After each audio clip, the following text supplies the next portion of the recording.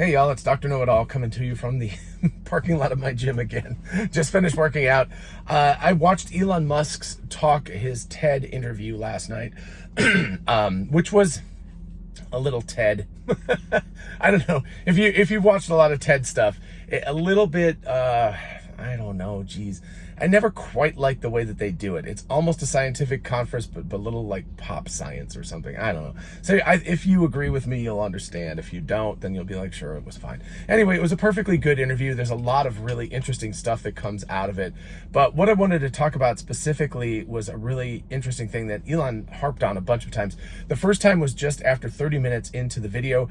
By the way, I would put a clip in here, except that apparently they are blocking people who put any clips in, which is also kind of you know, it's like TED is supposed to be kind of more of a sharing science and stuff, but they clearly care about their IP. So anyway, I'm not going to put it in. I'll put a link to it in the description. It's just past 30 minutes the first time that Elon mentions this. He talks about being, he says, I really care about the truth, as in like pathologically care about it. So, and that's not an exact quote, but that's what I'm recalling. But then he harps on it several other times later on in the video as well. He really cares about truth. And that tails into a couple of things. Number one, just to put a point of connection between the two of us, beyond the German thing, he talked about reading German philosophers as a teenager and getting messed up. And I have to say, when I was 12 years old, I started asking my father about, and my father's a religious studies professor, very, you know, 60s hippie kind of religious study professor. And I said, hey, you know, what's the meaning of life? I started asking these questions, and he said, here, read Hermann Hesse's Steppenwolf. And I read that book, of course, translated into English, and it kind of just completely wrecked my mind. Then I read Schopenhauer and Nietzsche and several other German philosophers over the next several years. So anyway, Elon Musk and I both had our heads wrecked by German philosophers as teenagers, I guess. It'll do a number on you for sure. And of course, I've gone back to them and read them again later. And I was a huge Wagner fan for a long time as well. And I know that's not philosophy, but there's a lot of connection between him and Nietzsche specifically, because Nietzsche wrote about Wagner's work in his work. So anyway, big point of connection. So I think that part is really cool. But more to the point is the sort of like truth that Elon is after. He claims he has Asperger's, which is, there's not really a term for Asperger's anymore. It's now considered on the autism spectrum. I've identified myself as having those same issues. And growing up, I got beat up a lot too. He talked about not understanding that people weren't meaning what they said, right? So he would say, people would say one thing and he would take that as the literal truth and say like, oh, that's what they mean. Whereas people often don't do that.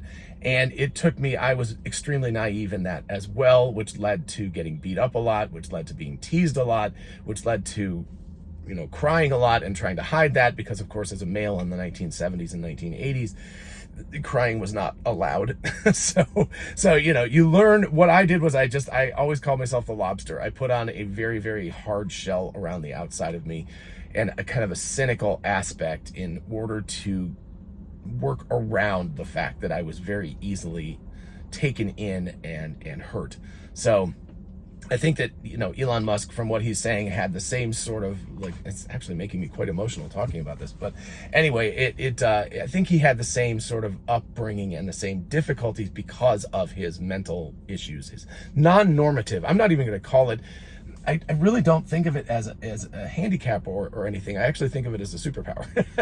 So, and I know other people have said that too, but I really find that, I think that most of my successes in life, and I know that I don't have anything to compare to what he has, but most of that is attributable to the fact that I'm not a normative person mentally. So you know, you've got that, but the consequence of that is that you are easily taken in, especially as a youth. Before I learned how to, like, just basically pretend like I was ignoring it. I guess that's what it is. Because again, I still don't understand social cues particularly well. My wife always gets on my case. She's like, did you not read The Room? And I was like, No, I have no idea. I have no idea how to read the room. If I did, I would probably be a much better social interacting kind of person. So, and I do really well. People who probably met me in Texas were probably like, oh, you did great. You know, you're like, but yeah, but that's because I'm within a very small group who has a contained, focused, you know, aspect. And I know what they're interested in, and I can't take what they're saying at face value. It's when people are sort of duplicitous that it's a problem. So anyway, sorry, this is a lot of tangential stuff, but the important part is that Elon says he's obsessed with truth. I agree with him up to a point. It's interesting because he's obsessed with truth, and that's why he went into physics. That's exactly why I went into physics. I want to understand how all of this stuff operates, right? And that's from the universe down to the way this automobile operates. I love finding stuff out, finding the truth of all of that stuff. The difference between me and Elon is it seems like he also deems that there is a truth in social interactions and a truth in engineering and a truth in humanity. I don't agree with that. I guess I have a much more cynical attitude about that. I believe that we are, all that we can do is approach that the best we can. I do believe that there is a physical truth to the universe. There are fundamental principles, and we probably haven't discovered a lot of them yet. I don't know.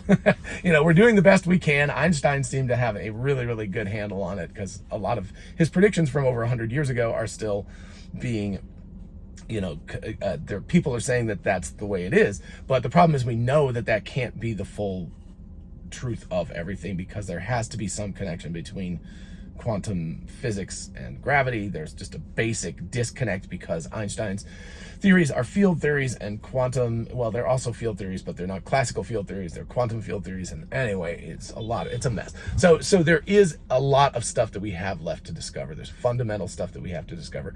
But I do believe that there is a truth to be found out there in the universe. And there's a truth to be found in mathematics and stuff. I don't, however, believe, you know, when people talk about free speech because we need to have the truth out there, with human interactions, and again, I think this is just trauma from my youth, but my personal belief is that there is no truth in that. And then it's very naive to say like, oh, if we just allow free speech, it's going to have, the truth will come out. I'm like, you have to put a whole bunch of so a whole bunch of caveats to all of that. You have to say like, if we do this, and we do this, or if we allow free speech, but we have these sort of restrictions, there's all of that kind of stuff. And even Elon is, you could hear him in the TED Talk, he said like within the legal confines of a country. So automatically you're already drawing a line and you're putting in a caveat to that because you're saying, oh, I want absolute free speech, but it has to be legal free speech. And once you do that, you're drawing some sort of line. You have to be drawing a line. And if you draw a line, then there's always the danger of overstepping that line. So it's a very, very complicated issue. And I guess that's what I'm saying is I'm more cynical about this. I don't believe that just releasing free speech in a town hall will magically make the world a truthful place. I really don't believe that. And again, it goes back to the feeling that powerful people, rich and powerful people, already do not have enough checks and balances on them. And those, and what I mean by powerful in this sense is people who have a lot of influence. They don't have to necessarily be rich, but if you have a lot of influence in that sort of world, what you say counts way more than what everybody else says.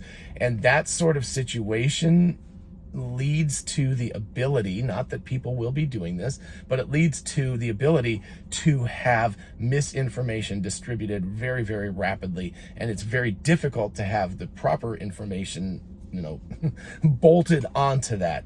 So these are really, really complicated issues. You know, you could see Elon Musk talking in real time. He was saying like, yeah, I don't know all the answers to this. And I'm glad that he's saying that because it's an honest answer, and who the hell does? If anybody says that they know everything about how to, you know, make a Twitter 2.0 or something work, they're lying because it's a very, very complicated issue. And again, I personally, yes, there are commercial motives and things like that. And yes, Twitter doesn't do it very well. Again, I'm not buying into that sort of, this is my personal belief, of course, but I'm not buying into that sort of conspiracy theory, like the liberal woke left is controlling all this stuff. I think that they're honestly trying to do the best they can. It's just such a ridiculously complicated thing. Stephen Mark Ryan says this could be the most important thing that Elon Musk does in his life. I don't know if I quite believe that. I think it is one of the most important things that he does in his life. And the other part, of course, in the interview was when he said, like, what happens if the buyout doesn't work? And Elon says, I have a plan B. And he definitely, you could tell there was a lot of wheels, and he was like, I'm not going to talk about it now, but quite clearly what he's going to do is create his own social media platform. I mean, hell, if he's investing $40 billion into purchasing Twitter, $40 billion will buy you an awful lot of engineering talent and a lot of thinking about things. He wouldn't have to spend nearly that much, but the problem is Twitter already has this big of a mind share in the world, and he would be starting with zero mind share. So immediately, of course, by being on this new platform, he would drive some interest into it, but it could just fail because it just doesn't have enough interest. So it could have all the best engineering talent and all of that stuff, but Twitter has somehow managed to overcome all of the noise and become the biggest platform of this particular type of thing in the world. And so that's the advantage of starting by just buying it out and recreating it, because you've got that brand awareness already. So basically he's paying $40 billion for brand and for people who are already using it. But anyway, so I love the idea. I love the idealism of seeking the truth in social discourse. I just have to admit that I have a much more cynical attitude about that. I just don't believe that human beings are good at saying the truth. And it's not even necessarily from malicious motives. It's just from the fact that we just don't know. If I say Einstein was right, this is the theory of general relativity is right, that's one of the best, most truthful things that we know about, and we know already that it's wrong. There's something wrong about it because it doesn't fit all the data. So, where is this truth? We just simply don't know, and I think it's naive to say that there is a way of just throwing open the floodgates and having truth come out. Both because there are people who are malicious actors and Saudi government.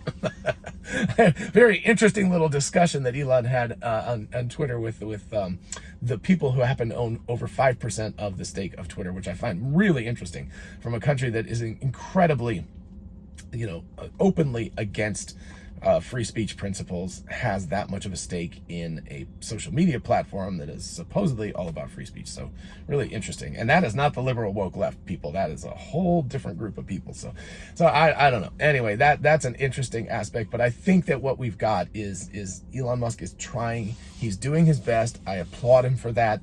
I just happen to personally be a bit more cynical about the whole thing. All right, anyway, so I know I've been talking a lot about Elon Musk and Twitter lately, but I do want to talk about his TED Talk about the Tesla bot, because he does mention that as well. Really interesting stuff.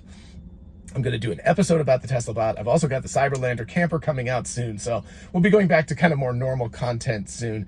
But I just kind of wanted to get this out because I know it's kind of ramblings, but I also think it's really important to think about this stuff. Don't have to all agree on this at this point. One of the nice things about free speech is you're allowed to have discourse, right? I really appreciate that. I appreciate living in a country where I'm allowed to have discourse. I'm allowed to disagree with people publicly, and I'm allowed to, we can debate things, hopefully in a constructive, friendly manner. And of course, I can have my mind convinced and changed. Obviously, it's changed a lot over the years, right? Since I was, 10 years old, since I was 12 and read Steppenwolf, my mind has altered quite a bit over those years. So, everybody's minds can change over time, and I think that's wonderful. And I really applaud the U.S. Constitution for putting that right in there. I applaud countries for doing this. I applaud social media platforms that are trying to do this for doing this. I know there is a lot of counterweights to that, commercial interests and things like that, and that some social media platforms do it better than others, but I really do applaud people for trying that. And there's a lot of countries that don't allow this, and so I just want to make it very well known that I really appreciate living in a country that allows free speech. I just have a slightly cynical attitude about the outcome of that. With some people having an outsized effect, with some people acting as malicious agents, and just with the truth just not being out there, right? It's not the X-Files. The truth is not out there. In social discourse, I really don't believe that. I think that it's all far too nuanced and complex for there to be an absolute truth.